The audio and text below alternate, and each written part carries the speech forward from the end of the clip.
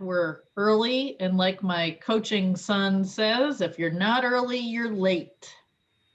So I appreciate that everybody here. Yeah, I know, Elliot, Southern Tier and all the way up. I'm in Northern Saratoga County, and we're supposed to, well, I guess we're supposed to get it Wednesday night into Thursday morning. So yeah, snow in some parts of our universe. So yeah, Maggie, do you want to, oh, you're recording. Okay, good. So hey, everybody, good to see everybody. Yeah, I have no idea. Today is Tuesday. I don't know what day of the week it is anymore or anything. I look outside and I'm like, oh, yep, the sun's out. So it's 1 in the afternoon, not 1 at night, not 1 in the morning. So good to see everybody who's got their cameras on. I appreciate it. I'm Jen Berger. My official title is Director of Career Development for Eastern New York. I wear a whole ton of different hats, training being probably one of the bigger hats. We also have Maggie Knapp on the call, and she's my counterpart out of Rochester, Western New York region.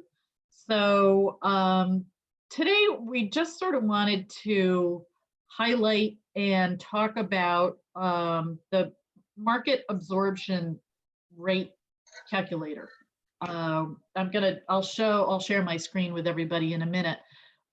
But I just wanted to sort of talk about, we've got a relatively small group. So if you want to unmute yourself and ask a question or have a comment, feel free.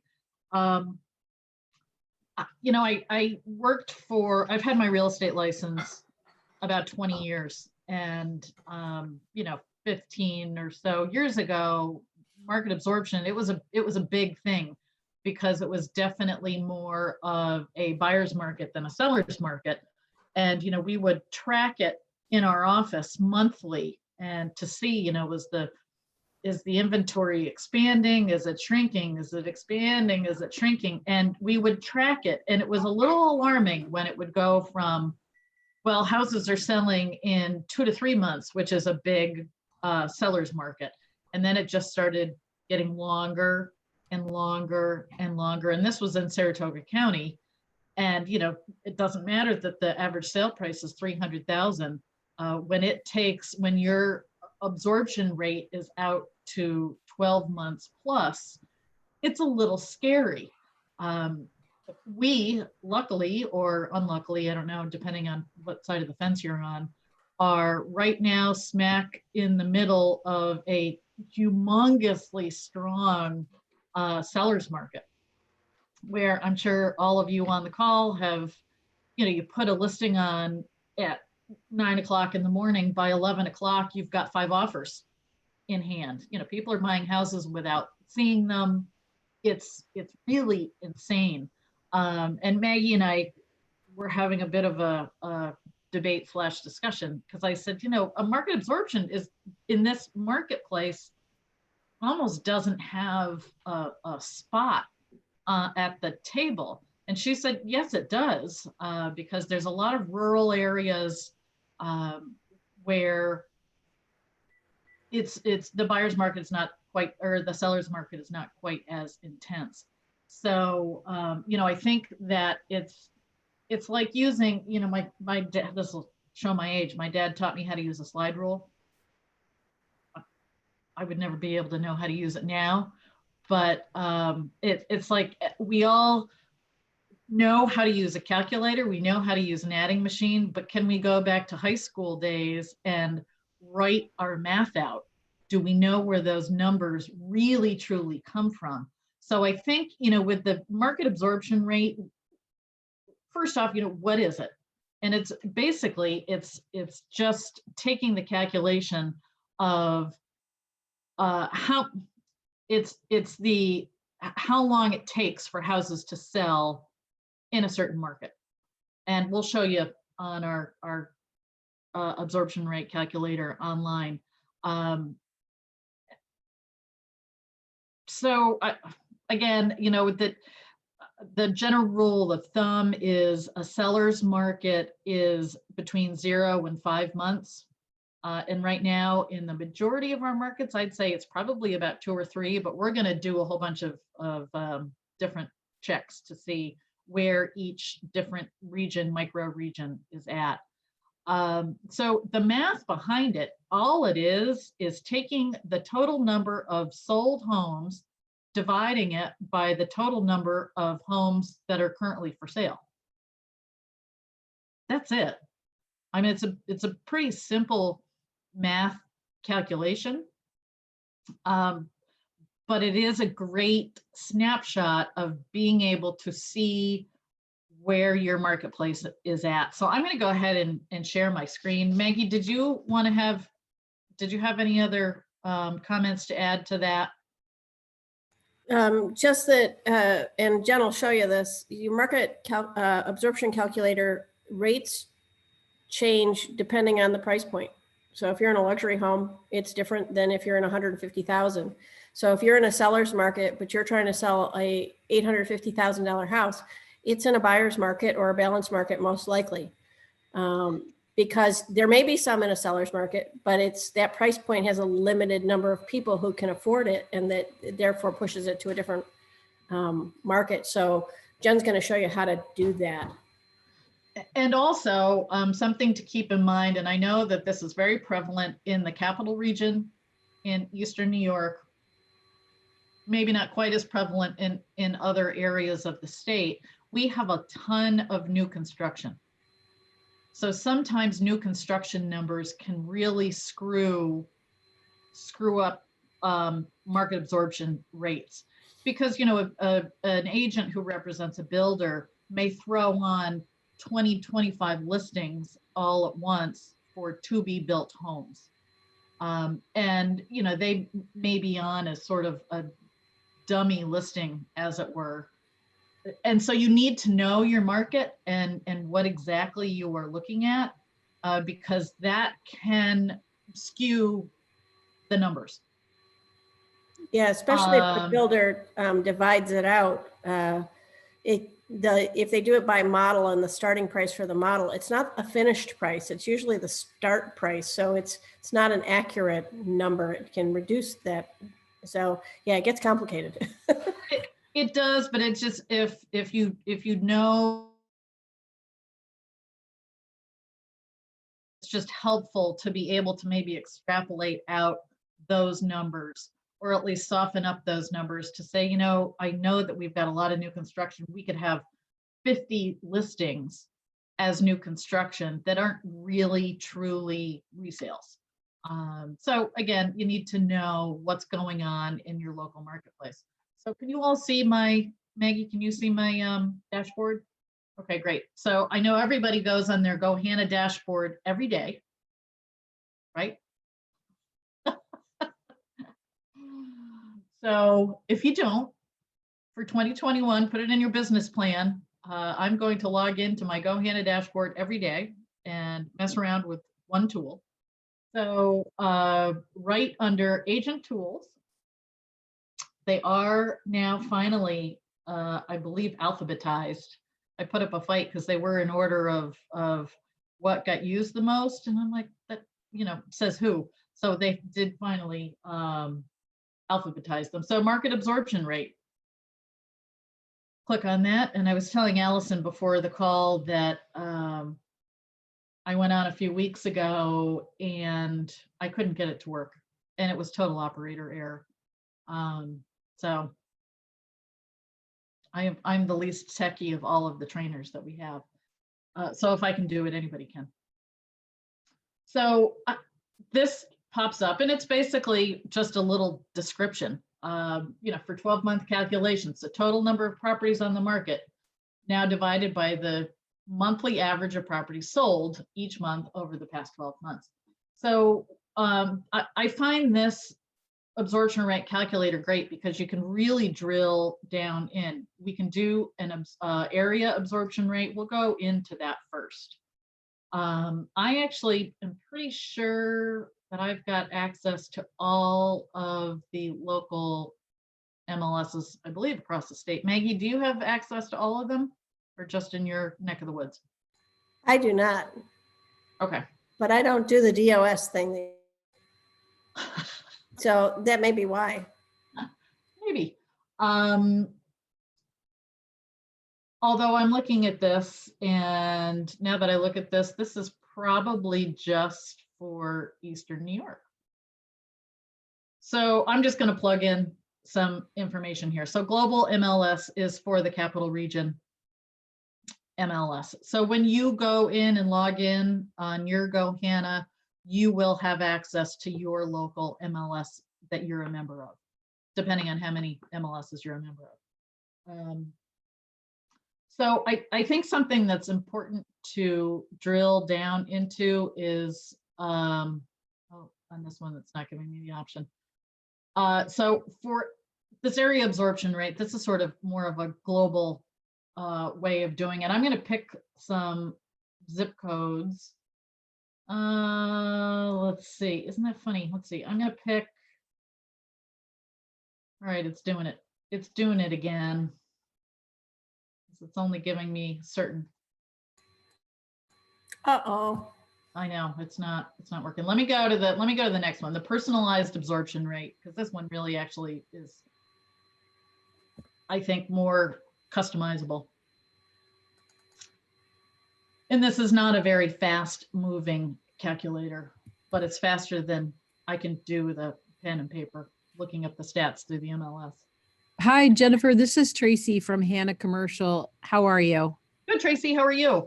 Good. Technically, we could probably do the calculation ourselves if we run into problems at GoHanna, which I've always run into a lot of problems with the Hannah site.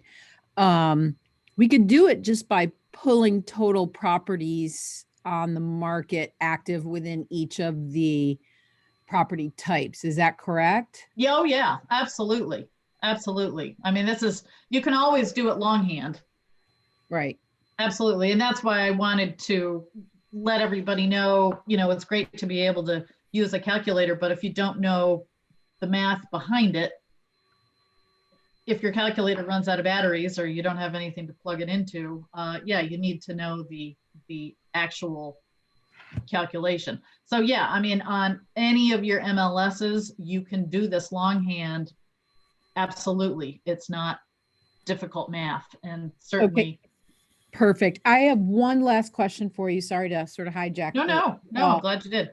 On total inventory, you're saying new construction is technically not a resale. So are you saying that resale properties would be what you should or would include in the market absorption rate? I think it depends on your local market area.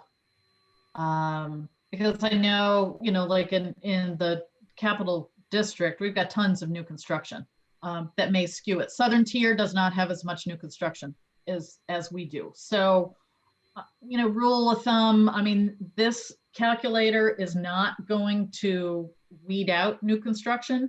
I just know that in some areas that have very heavy new construction listings posted, it could skew the numbers some.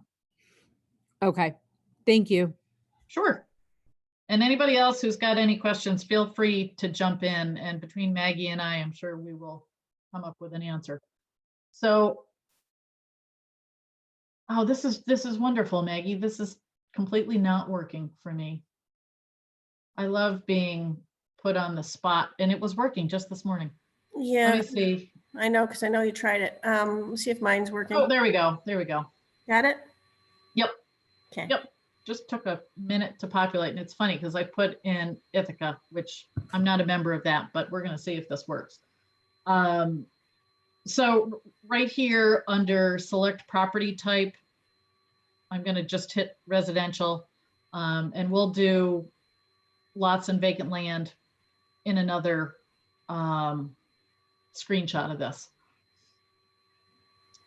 And again, you can drill down under property style if you really, really want to get nitty gritty with it. I don't think we're going to do that right now, but I am going to pick a school district. Is anybody familiar with the Ithaca school districts? Is Cazenovia, would that be one of them? No. No? Do you have Ovid or maybe Ithaca itself? Let me just try my own let's see if it'll populate. Since we used to be Eastern New York, MLS and Southern Adirondack was a separate one, and we merged about a year ago. They still on this had them separate. Oh, all right. So it does look like it singled them out. So, okay. So we're going to look up single family. And then I'm going to go to Saratoga Springs. And I'm just going to, let's say, I'm going to pick a price of about 300,000.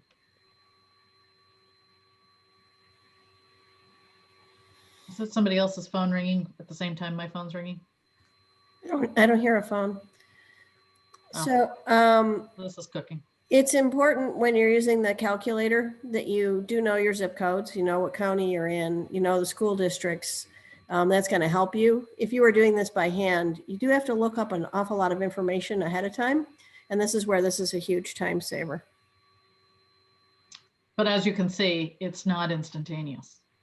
Another question for you. This is Tracy again. Under school district or select area, is it possible to select more than one area? Yes. Yep. I think it says right on the top in the blue box, you can filter on multiple areas, zip codes, school districts, and property styles by pressing the control key and left clicking the additional field. So yes, you can do multiple. There we go. So here's a ton of information now. So all I looked up was the Saratoga Springs School District, desired price 300,000. Total properties sold in selected area and price plus or minus in the last 12 months, 125. This is a ton of information that you can pick and choose from. At the bottom, the absorption rate, look at that, 1.73, so like less than 2 months. So you can see that any house that, so if you've got somebody who you're going on a listing appointment and you can pull up these numbers or have this report printed out to show people, say, hey, I see from your house that it's going to fall in this range of between 280 to 320, and show them this stat that this is where these houses priced around 300,000, they're selling in less than 2 months. To me, that shows me that perhaps we might want to inch our price up just a pinch. Maggie. Can you talk about the rate? So the rate is from 1 to 12 and where they change, which represents which market for those who don't know? It doesn't say there. I mean, I have 0 to 5 months is a seller's market. And then 5 to 7 is considered balanced. And then 8 and beyond is a buyer's market. So that's just going to help you with that supply and demand. If you know which one market you're in, now you have a story you can tell your sellers, and you have a story you can tell your buyers too. It's useful on both sides. If you say to your seller or your buyer, we're looking at this house at 300,000 and it's saying it's a 9, it's in a buyer's market. They think it's in a seller's market because the neighborhood next door, the town next door is in a seller's market, but they're not. And you have empirical evidence and data to back you up. We don't have to go that high. So you can use that to help you as you're determining what price to offer. And don't be misled by what you hear, be led by the data. And the data feeds right from your MLSs. So if there's garbage in your MLS, there's going to be garbage coming out here. But all of this just feeds right from the MLS feed. And so you can see how I highlighted 2 different school districts that are sort of close by to each other. All I did was hit the control button and click the second school district. So you can do multiples at the same time. So Maggie, give me for instance, let's see. Oh, so I guess I don't have the whole state. I only have Eastern New York. Right.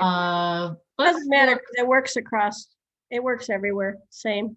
So let's just look at vacant land.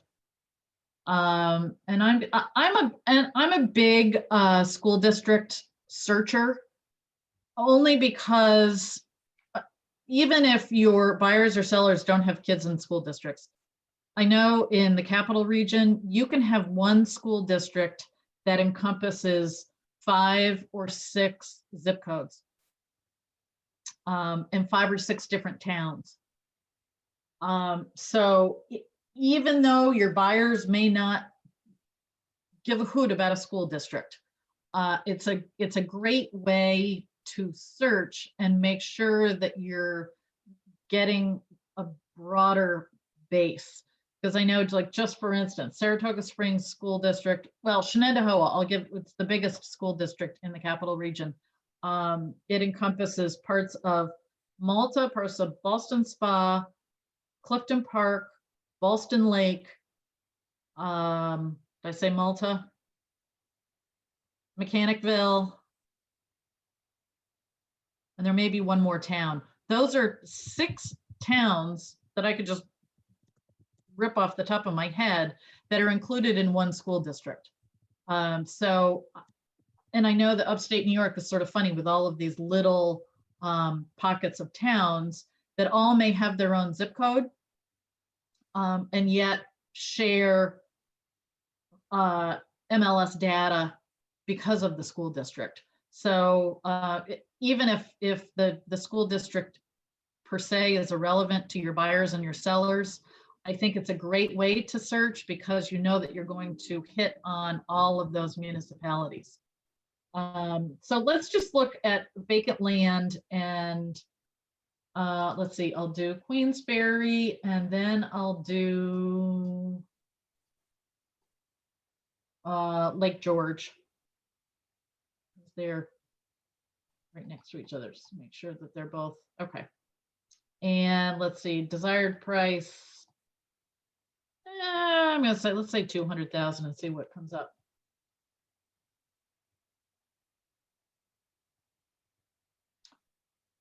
So that was pretty quick. Oh, 0. Yeah, that's what I was gonna say. That seemed awfully high. All right, I'll do low. I mean, I guess. I would have said 20 to 50 myself. Okay. Well, let's say 50.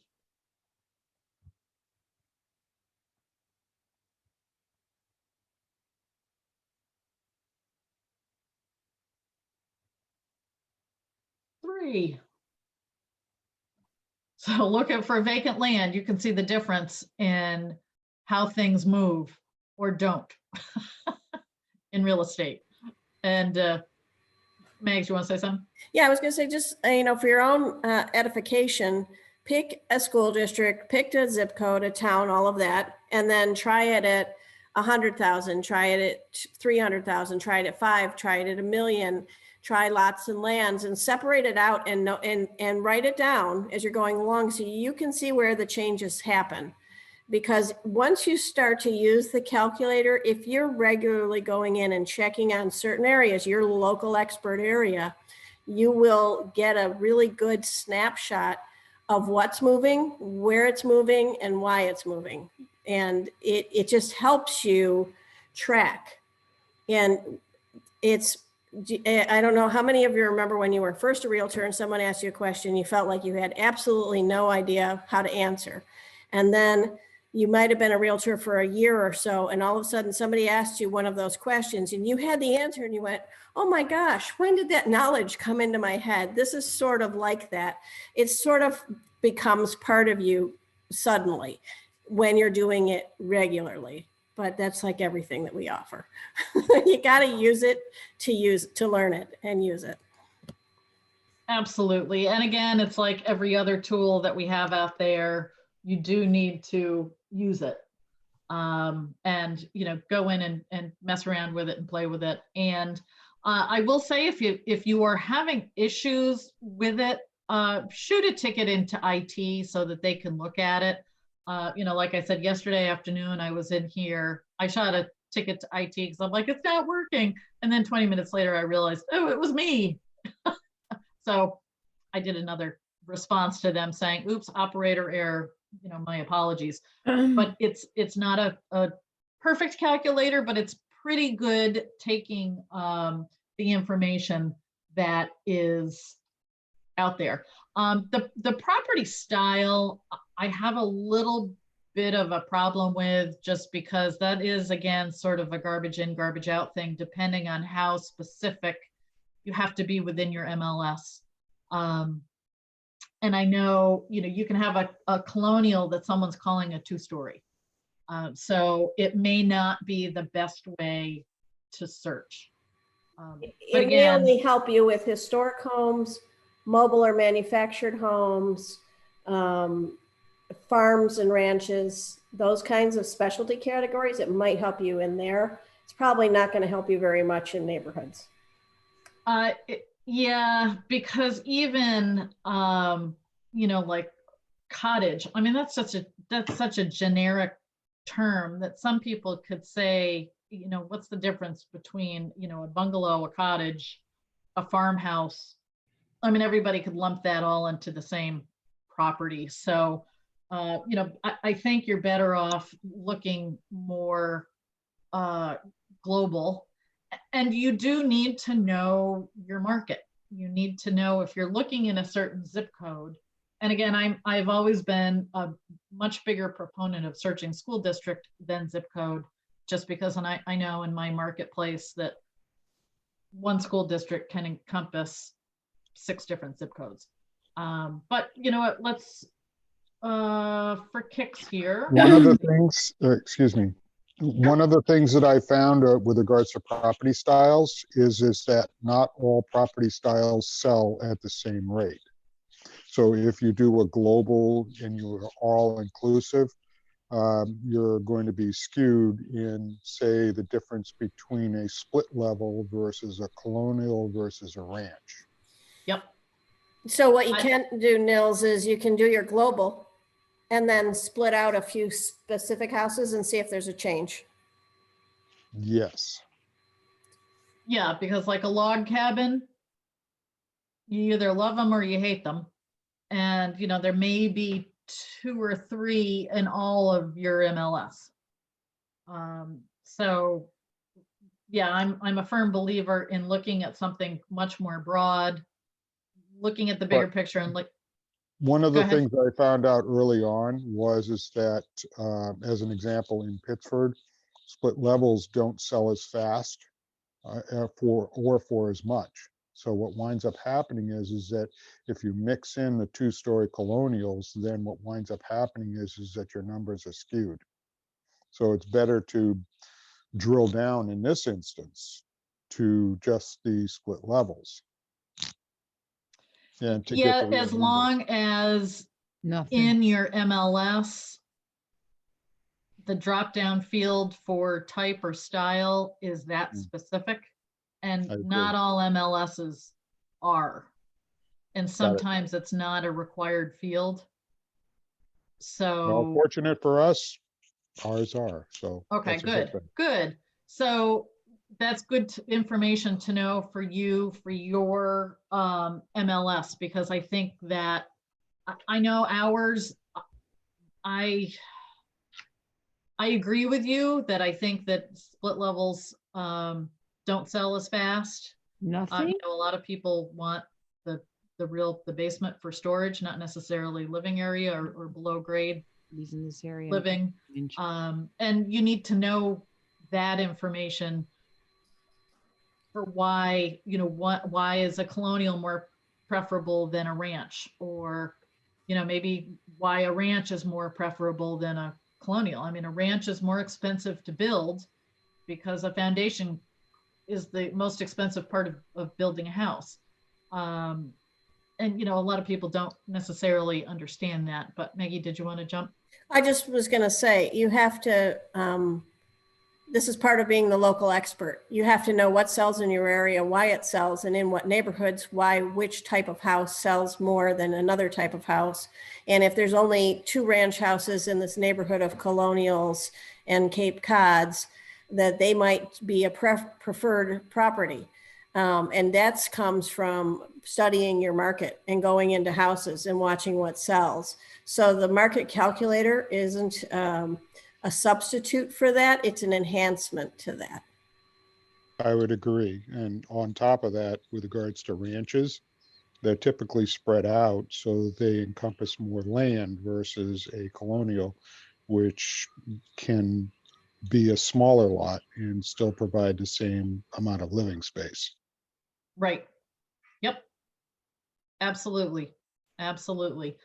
And yeah, I think that this is a great tool that we have. It makes it a lot easier than having to go to the MLS and pull all these numbers and, do all these calculations by hand. I know a lot of managers who use this tool to do the snapshot of the zip code that their office is in or the school district that their office is in. So I think it has its place in the business, but certainly it is no substitute for really knowing your market data. So what else can I pull here for somebody? Does anybody have any specific requests from Eastern New York? Unless Maggie, you want to screen share yours. And so one of the things your screen is so small on my screen. So one of the things I think we should do is just talk about what's on the left here. So as you go into your calculator, Jen, what are the fields that you have? So you have it starts with the MLS, and then what do you have? So the MLS county. So you can select the county. So I could select. And you're going to want to be in the right MLS for the counties you're looking for to get good information, because there might be a house in the wrong county in that MLS, but that may not be a good feed. So you want to be feeding from the correct MLS. And I'm not sure, Chris, where Onondaga County, what MLS that would be in. Yeah, I'm not sure either. I think that's the Syracuse one. It is. Wouldn't be global. No. I don't see any other MLS. Would it be market links? Actually, I think it should be the New York State Alliance, because the Rochester, Syracuse, and Buffalo all share an MLS, and I think it's so my board is GRAR, but I think it's the New York State Alliance. Let me just market links then. Yeah, I have to go. Let me go look. Okay. Yeah, so here Onondaga shows up. So let me just see, because I'm not as familiar with the other MLSs. So let me just look. I'll do single family residential. The fuck is this shit? Oh my! Somebody needs to mute their microphone.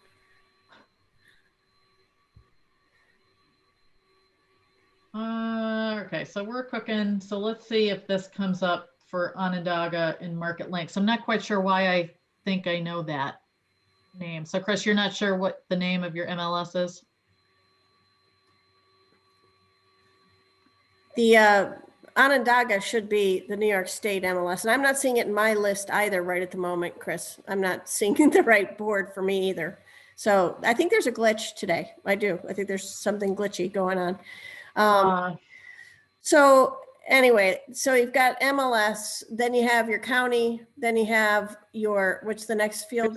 Select area.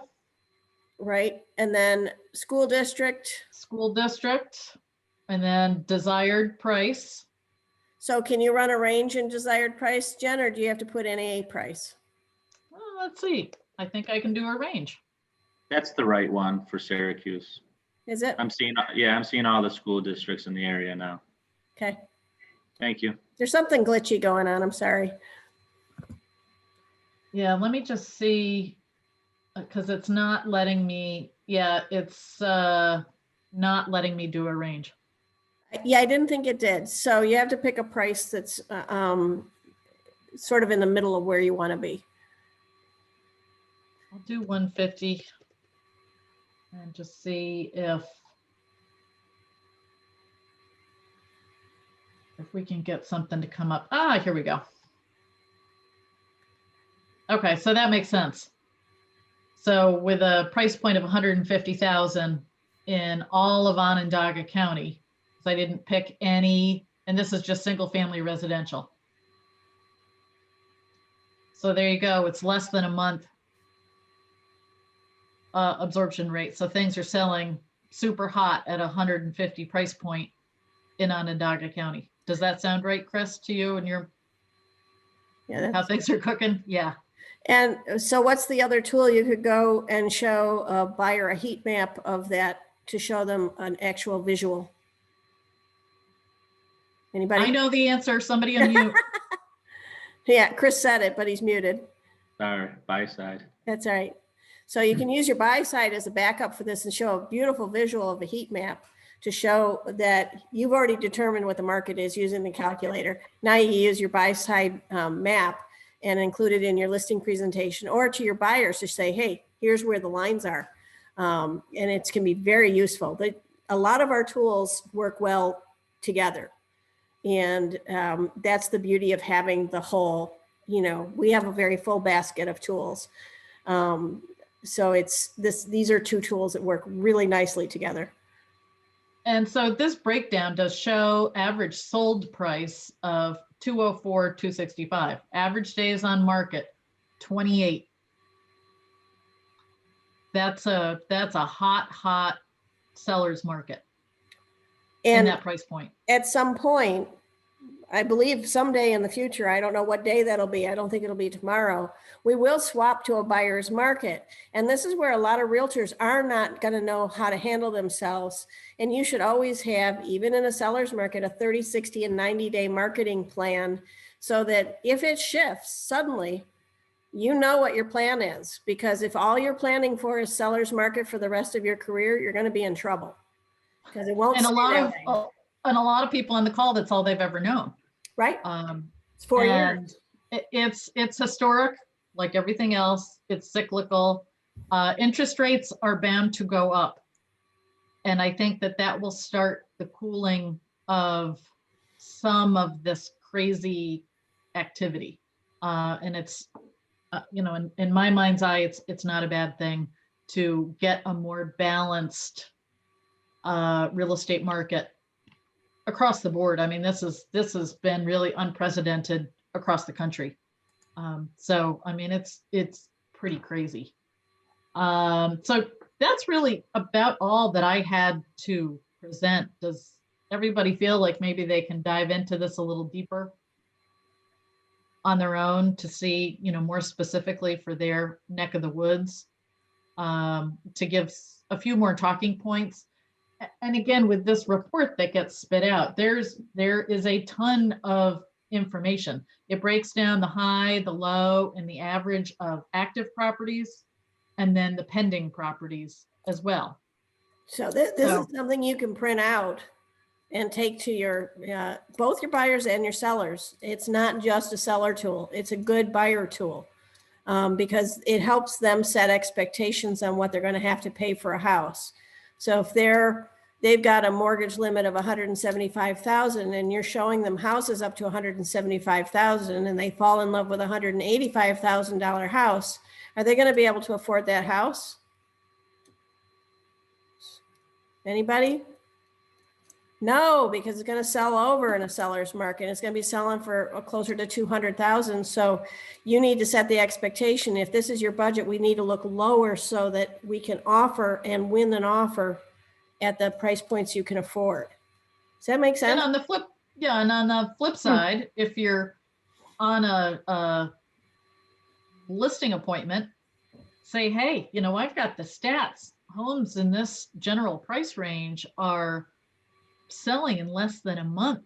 So, you know, the looking at just the regular stats, yeah, we wanted to list it at 150. Maybe we should think about listing it at 165, 170, because there are so few properties out there for people to bid on. Just make sure you're checking in, especially if you're new on a appraisal. Yeah, the house does eventually have to appraise. But again, it's great data to be able to show if you're working with someone who's super analytical, this is a lot of great data to be able to show somebody, and it makes you look like a rock star. And yes, you can do this manually. Absolutely. It's not difficult, hard calculations, but this, when it does work, makes it a lot faster and gives you a lot more quantifiable data. And you'll be in about 2% of realtors who are using a tool like this. So it's going to set you apart as far as being a data-driven professional. And even if you have somebody that's very artsy and touchy-feely as their personality, that doesn't mean they don't want to see data back up something as important as the biggest financial investment that they have. So data makes you look like a professional. Guess why? Because it makes you professional, because you are professional. You're running your business like a business, and no one runs a business without some data, at least not for very long, because they again, tend to close. It's something to set you apart. I mean, every person on the planet knows at least 5, 6, 10 realtors. Crazy. So how can you differentiate yourself when you get to their kitchen table to do a listing presentation? And this is a piece that may be very interesting to a certain segment of seller. Yeah, and especially how you use it and what you combine it with, and because you can take those touchy-feely people and give them the heat map to back it up, and they're, oh, look, you know, they like the visual. So read your personalities. Are you working with a scientist, an engineer? Or are you working with an artist? It makes a big difference in how you're going to approach them and their sale, but you still need the data to do it. So hopefully you'll all use this tool. Yeah, does everybody feel like it's a little less daunting? Like, I know 15 years ago, somebody told me, oh, you know, what's the market absorption rate in your school district? I'd be like, I don't even know what those words mean. It's something that you need to be conversant with. And again, it makes you look like the local expert because you've got the data to back it up. Does anybody have any general questions of Maggie or myself or anything specific? Sure. I do. Sure, Candy, shoot. Is this just for a month? Because it doesn't say any time period in here. It's over 12 months. It's a rolling 12 months. Okay, so it's for the year from the date I'm putting in? Right. Okay, thank you. So when you go in to do your market absorption rate calculator, when you're looking at that second sheet where the results are, it's going to give you some of that data that's going to help you understand what you're looking at on those lines. I know Jen's screen on my computer on this one, it's really tiny. So go into your GoHanna dashboard under agent tools and open up your market absorption rate calculator and run a couple of different scenarios so you can see what those results look like. And right at the top box, right when it's at where it says, here I'm pointing to it, like you can see where I'm pointing, market absorption rate, the definition, it does say absorption rate for 12-month calculation. It is the total number of properties on the market now divided by the monthly average of properties sold each month over the 12 months. So that way it's all spelled out that you can advise your clients and customers that. And this is where it comes in handy if you're looking regularly. Now you can see, well, when we started the year, we were at a 3. Now we're at a 1. For a little while there, we were at a 4. So you can say that you've been tracking that behavior. So you can, and this is where you suddenly start to make sense, and it makes sense to you when you're using it all the time. Yeah, it's a great thing for trending to see where we're at today, and put it in your calendar. I'm going to check absorption rate on the 1st of every month, and you will start to get this area snapshot of where your market is headed. And we all may be a little bit surprised that come March, things may be evening out just a pinch. If you do this on a monthly basis, you will start to see those trends before all of your competition does. So that's a great tip because it is great information to have. Does anybody else have any other comments, questions? My only comment is that when I'm sitting in front of sellers, is I use this as a gauge of the speed of the market that you're coming into. And what it shows you is that your competition that you're up against, as well as how quickly the homes are selling. I also use this same chart when I go for a price reduction if the market has changed. Perfect. That's perfect. Yep, that's great because it takes the onus off you. The data's not lying. At the price point we started at, this is where we were at. 30 days later, this is what's changed. So we need to change with this trend. Absolutely. That's a great example of using this. But, and then when Jen was talking about the zip codes earlier, and I mentioned buy side and the map, I had someone who was wanting to list a house on the east side of Canandaigua Lake, and it's in the same zip code, the 14424.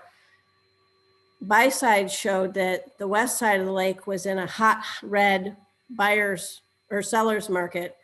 The east side of the lake was orange, and which means it was less hot. And I could show her that and say, they're not selling as fast. So having both of them together gave me an actual line of, a boundary line of where that changed. And Jen was talking about the school district. The school district can do that as well sometimes. So again, using these two tools together can give you way more information and really help you get things right priced so that they're selling at their correct price for where they physically are on the map. So. Oh, so let's see. Somebody was asking about Elmira Corning. So I will check now, Elliot. Yeah, let me check right now to see if this works. Elliot, what's a county in your Elmira? Let me see. Well, Chemung? let me just. Was Chemung? Chemung and Steuben counties are the two major counties. Okie doke. So let me just see if something comes up. Okay, so here we go. So I pulled the NAVICA MLS for Elmira Corning. Yep. And I know that down there you've got like 3 or 4 different MLSs, I think. Well, this is a weird number. So this shows, I did the price point of 150 residential and I got 233. And look at that. I was trying to fill in specifically for Steuben County, not all counties within the MLS. And that's where the second box down, I filled in Steuben County. And then when I tried to select something in Corning City, it came up empty. That may be the only thing I can think of because so I pulled up Steuben County and I got 80 listings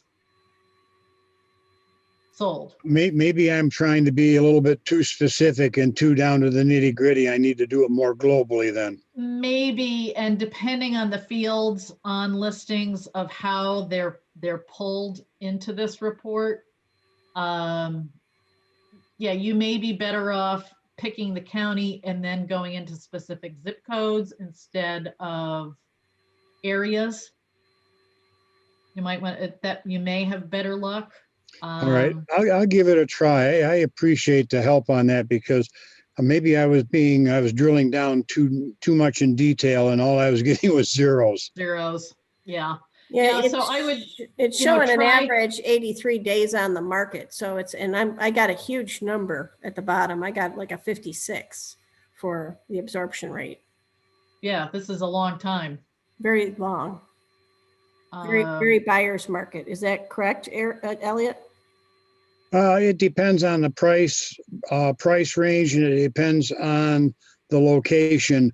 And because we cover such a large area, even within the same county, Steuben County is one of the biggest counties in the state.